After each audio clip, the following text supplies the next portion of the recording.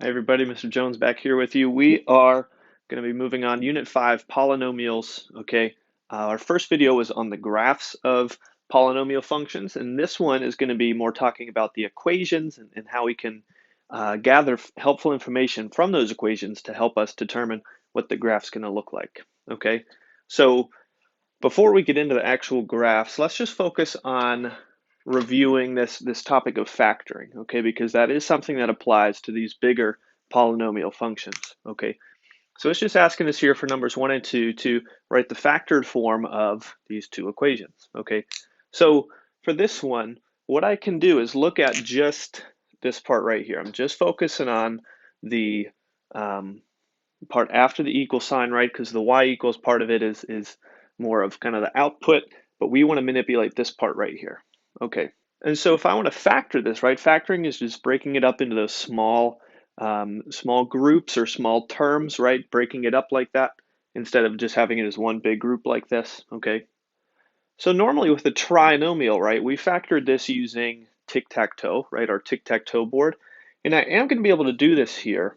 But what I need to do first, right, what I notice, x cubed, 2x squared, 15x, right? We're able to factor a quadratic trinomial using tic-tac-toe, right? Meaning that this first term is an x squared and the rest of the terms follow. But for this one, you notice it's x cubed, x squared, and x, okay? So what these terms have is a GCF. They have a common factor of x, right? They all have that x in common. Okay, so what that means is before I actually use tic-tac-toe for this, I can factor out that GCF, okay, which means dividing each of these terms by just x, right, and writing what I get as a result, okay, so x cubed divided by x would be x squared. Basically, it's just reducing the amount of x's each term has just by 1, right? So x cubed divided by x is x squared, minus 2x squared divided by x is just negative 2x, and then minus 15x divided by x. The x is canceled there, so I'm just left with minus 15. And you might remember from Algebra 1 as well, when we factor out a GCF, it's not just that x goes away, it's that we are kind of, I call factoring a GCF reverse distributing. So we're like reverse distributing this x. We're taking it out of our group and kind of writing it on the outside, right? Because that's what factoring is kind of breaking up the terms, right? So we kind of separated, we factored out this x, right? And so now what I can do is look at just this part, right? I reduced this group a little bit by taking out an x, and now this is in the proper form to use my tic-tac-toe strategy, right? Factor this into two binomial groups, right? So let me set up my tic-tac-toe board, right? And hopefully you guys can be a little bit quicker with this at this point. So, right, x squared, what multiplies to get x squared? That's x times x, right? And then I'm wondering for these, what multiplies to get negative 15, right? But I'm also wondering, okay, this is a negative 2x, right? So I want my numbers to multiply to get negative 15 and add to get negative 2, okay? And so the pair of numbers that works there ends up being negative 5 and positive 3, right? Because when I multiply across, x times negative 5 is negative 5x, x times 3 is positive 3x, and then when I add to check, right, 3x plus 5x does equal that negative 2x. So it works out, okay?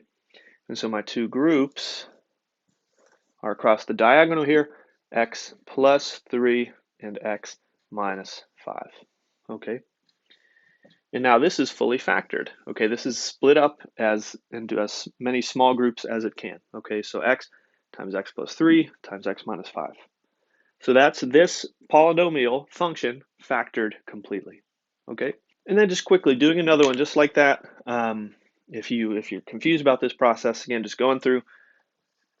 For these two, this one's the same as the last one where it has all these terms have an x, right? So before I do my tic-tac-toe factoring, I want to factor out that common factor of x, right? And sometimes they'll all have coefficients, and the coefficients will also have a GCF amongst them. So you want to factor that out too, okay?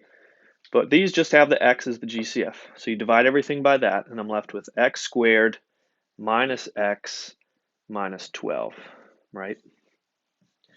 Okay, so I factor out my x, and then I look at this group right here, and I think, okay, can I factor that using tic-tac-toe?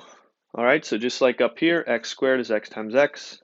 And then I'm wondering what multiplies to get negative 12 and adds to get negative 1. Okay, and these ones are a little bit easier because these are just 1x squared, right? When it's 2x squared or 4x squared or whatever, we have some options for these x's, so it's not just straightforward like this. But for these ones, it's a little easier, right? This combination ends up being negative 4 and positive 3. Okay, so, and again, I can check that, multiply across, and then I add up to check. 3x plus negative 4x is negative 1x.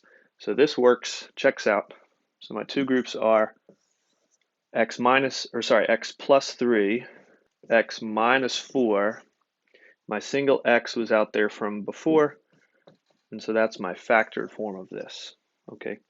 Now, why that is really important to do for polynomial functions, right? These bigger functions, it's important to factor these when I can, because having these factor groups like this is really valuable for me because there's a special connection between these in my graph. Okay. And you might remember from Algebra 1, that's a term called zeros. Okay. And that's what we're going over here. Okay, there's a relationship between the factors, or these factor groups, and zeros. Okay, and you might remember that. We've talked about that a little bit this year, I think. But let's just go over this problem right here and then connect it to the graph. Okay, so right, this is a polynomial function that's already been factored, right? We see that it's in my parenthesis groups like this, okay, already. So when it's asking what are the zeros of this function, again, what does that mean, zeros? Zeros is referring to when the y value is 0, okay? And so, like on a graph specifically, that would be what I call the x-intercepts, okay? When y is 0, right, that means it's a point right on the x-axis. So normally I would have to, like, to determine what are the x-intercepts or what are the zeros, I would have to graph it, and then I'd look for where my intercepts are, okay? But when a function's factored like this, there's something called the zero product property, okay? And we're going to apply that here, right? Because if a zero is when y equals 0, basically what that means is that, right, this is just three groups that are being multiplied, right? X plus 1 times x minus 2 times x plus 5. So if we have these three groups that are multiplied together, and the answer is 0, right? Think about it. If you're multiplying things together and the answer is 0, like that means that at least one of these groups would have to be 0, right? Because the only way to get 0 as an answer to a multiplication problem is by multiplying something by 0, right? Which means one of these three groups has to equal 0, right? And so basically what we would do, this is the long way, and I'll tell you the shortcut here, right? What we would have to do is, right, set each of these little groups equal to 0 and find the x value that would make that group equal to 0, okay? So like for this first group, for example, x plus 1 equals 0, so I'd minus 1 to both sides. So if x was equal to negative 1, that group would be equal to 0, and that is a possibility, right? If x was negative 1, this would be possible, okay? Now you might remember this from Algebra 1, but the shortcut is to just basically flip around the sign of whatever number is in here with the x, okay? So if I have a negative 2, right, x would be positive 2. If x was positive 2, right, 2 minus 2 is 0, and that group would be 0 then, okay? And then x plus 5, right, so flip that sign, x equals negative 5. That would make that group 0, okay? So not only does that tell me what the three zeros are, okay, again, remember what zeros means. That tells me what the three x-intercepts are of this polynomial function, okay? So knowing that, right, if I was asked to sketch the graph of this polynomial function, I wouldn't even need to use Desmos, okay? Because I can just sketch it's not going to be exact, but I can sketch the function just using this information, okay? So like if I know that this x-intercept is negative 1, so there's that point. X is 2, so there's that. And then x is negative 5, so that would be over here. So knowing that, and plus, again, something else that I know from this, okay? And this is helpful too. We need to know which type of polynomial function is this, right? Or what's the degree of this is what we used the term in the last video, right? So the degree of this function is determined by how many x's are present, right? Normally it's easy when it's not in factored form, we can just look at, okay, what's the highest exponent, and that's a 3. But in this one, it's factored, but we just say, like, if I re-multiplied all this together, those 3x's would turn into an x cubed, and so that would be my degree of the function, x cubed. Okay, so you just look, how many x's are in the groups, okay? And so that what that tells you is the shape of the polynomial function, right? We know x cubed graphs kind of start low like this, they come up, curve back down, then they go back up again, right? That's the general shape of a x cubed polynomial function, okay? And we know what the 3x intercepts are, so we know that in some fashion it's going to look like this, okay? Again, not exact. Again, there's a little bit more we can do to get like exactly what these high and low points are, but for now, that's it. That's great. Okay, that's a somewhat accurate sketch of what this graph would look like using the x-intercepts from the factor groups. Okay, so we're gonna I'm gonna erase this. We're gonna do a little bit more with this idea of factor groups and zeros, kind of using them interchangeably to help with the graphs and with the polynomial functions, factoring those down. But that's the key connection I want you to make, is that these factor groups result in telling us what the zeros or the x-intercepts are going to be, and we can use that, and it's very helpful to us. Okay, so let me erase. We'll get some more examples up. We'll do a few more. Okay, so I just got a few more examples up here dealing with this topic of linear factors and zeros. We're just going to talk about just these two. It's asking things a little bit differently. So let's talk about this first one. It says, what is a cubic function in standard form with the zeros -3, 0, and 4? Again, just vocabulary here. When you see the word cubic, you're thinking, right, x with a 3 exponent, right? And it's also saying, what's a cubic function in standard form? Again, that's opposed to factored form. Factored form means in those groups, right? So it doesn't want the answer that way. It wants the answer in the standard form, just all as one list, okay? But it does tell us about this cubic function. It says the zeros are -3, 0, and 4, okay? So again, how is that helpful? What do we use that for? Well, what we can do, again, thinking about the relationship between zeros and then those linear factors. Again, we said that in those groups, right? In those groups, like if I had a group of x -2, right, it is one of my factors, right? The zero or the resulting zero or x-intercept that comes from that would be x is +2, right? So again, the relationship is that in the factor groups, if that's x equals 2, in the factor group, it's that number in there with an x, just the signs flipped around, okay? So if I know that these are my 3 zeros, what I can do is I can say, okay, I know that a factor group, if this was x is -3 is a 0, I know in my factor group it's going to be x plus 3, right? This 0 right here, I could write it as x plus 0, and I'm going to write that a little bit more simple in a second. And then this +4 would result in a x -4 factor group, okay? Okay, so then I said I was going to write this simply. Now watch, x plus 0. X plus 0 is just x, right? Anything plus 0 is just itself. So if it's just an x, there's no point in having that in like its own separate group, right? I could rewrite it like this. I could rewrite it kind of with an x on the outside, okay? Because that's the same as just x plus 0 is just x. And then times this, times this. That's a little bit easier, okay? So when you have a 0 of 0, that's going to result in just a plain old x. Okay, so this would be like a version of a cubic function with these zeros.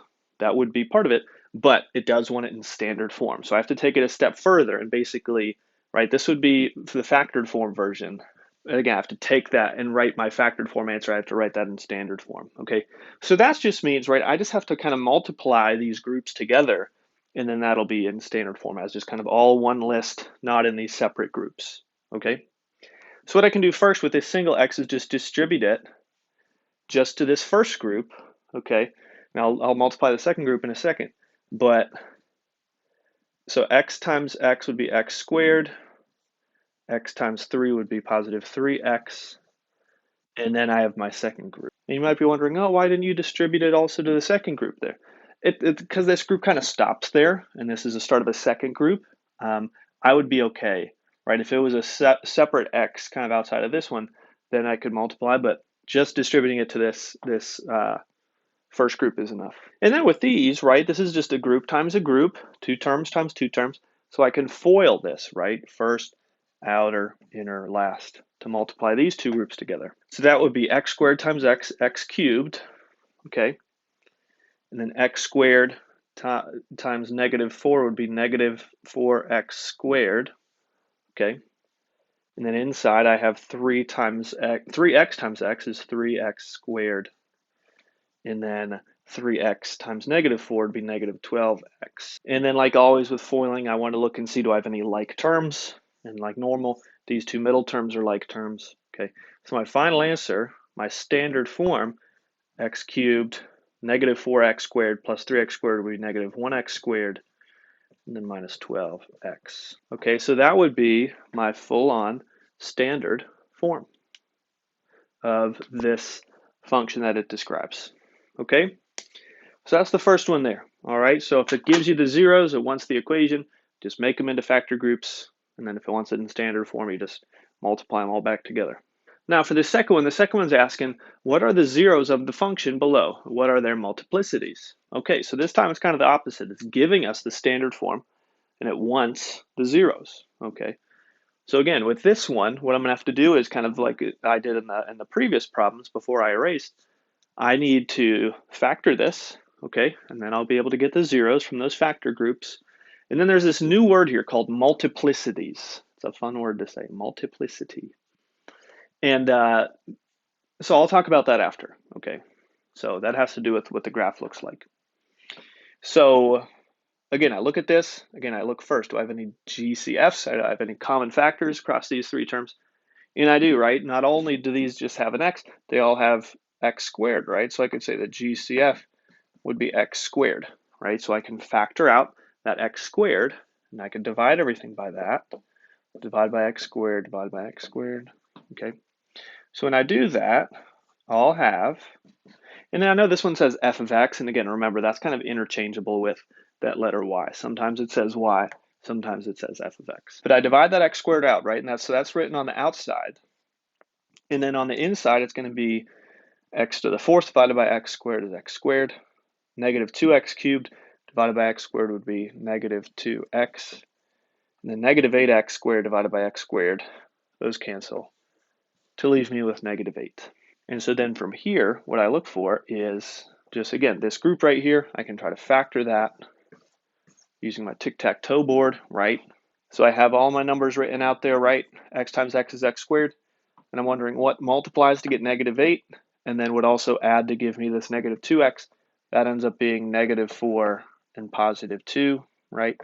So negative 4x and positive 2x, those would add to give me that check column, right?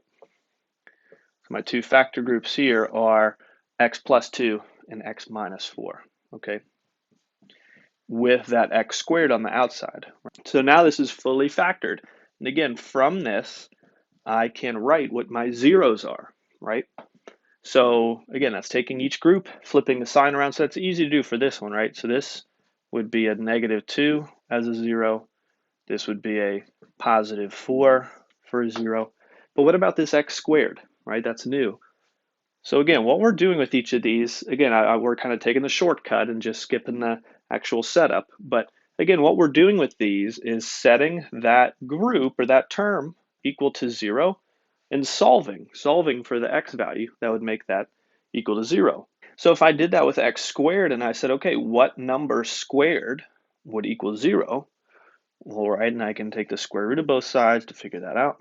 X would then just have to be 0. So that essentially just gives me another 0 of 0. Okay, it's always fun when that happens. Okay, but, so those are my three zeros. X equals 0, x equals negative 2, x equals 4. Okay, and it's asking what are their multiplicities? Okay, again, multiplicity is a new word, all right? So let me actually sketch this graph with these zeros of these x-intercepts, and that's going to help us figure this out. Okay, so I just have a mini graph here. Okay, again, these three numbers are x-intercepts, right? So if I have a -2, a 0, and a 4, right, that would be the places where this polynomial function is going to cross the x-axis. Okay, but what's tricky here is that, like, and this is where this word multiplicity comes in, right? We talked about before how this would be a chordic graph, right? Or that has a 4 as the highest exponent, right? We talked about how that kind of has that W shape, right? Where it kind of starts up high, comes down, loops up for a second, goes back down, and then goes back up forever. Okay, so the key there is that it has this little bounce point right here. Okay, and so what's tricky here is that, right, when you just look at these zeros, right, when you just look at these zeros, you might be like, oh yeah, they just go right through, and I don't have the other graph up here, but right, that cubic graph, we just drew a line straight through all those points, okay? But this is where multiplicity comes in. So multiplicity is kind of telling you the behavior of the line at that specific zero, okay? And it has to do with the exponent of the x that zero was gathered from. Okay, so like this 0, which is 0, that was taken from this x squared term, whereas these two zeros were taken from these single x's, or we would call those linear factors, okay, where this would be a quadratic factor, okay. So what a multiplicity says, okay, basically, I'll write it up here. Okay, so what multiplicities tell us is that, again, it's telling us the behavior of the line at that specific zero, at that specific point, okay? So again, most of our zeros come from these linear groups, right? These groups, x plus 2, x minus 4, all these groups here, right? So when it's an odd exponent, right, and these would have technically one exponents on them, right? That the behavior of the line at that point is that it just goes right through like normal. But in the rare case that it has an even exponent, okay, like this one, right? That 0 came from a term with an even exponent on it. It does what's called bouncing. It bounces off that point. It doesn't go straight through it, but it kind of bounces off of it and goes back the same way it came from. So again, that's what produces this sort of thing right here, this little bump right here, okay? So, and again, so if we were thinking about, okay, what does this graph look like?